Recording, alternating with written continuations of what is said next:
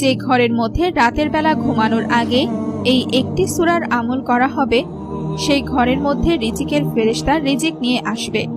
আর রিজিকের ফেরেশতা এত বেশি ধন সম্পদ নিয়ে আসবে সেই ঘরে, যেটা সেই ঘরের মানুষগুলো কখনো কল্পনাও করতে পারেনি। আজকে আমি আপনাদেরকে যে সূরার আমলটি বলবো, এই ব্যাপারে আমাদের সর্বশেষ নবী, আমাদের প্রিয় নবী হযরত মুহাম্মদ সাল্লাল্লাহু আলাইহি ওয়াসাল্লাম বলে গেছেন।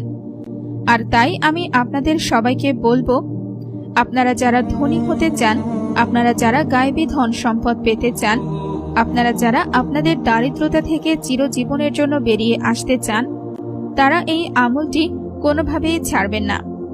এই একটি সূরার আমল আপনার জীবনকে এমনভাবে পরিবর্তন করে দেবে, যেটা আপনি কখনো কল্পনাও করতে পারেননি। আর আমি আপনাদেরকে বলে রাখি, আমাদের প্রিয় নবী হযরত মুহাম্মদ সাল্লাল্লাহু আলাইহি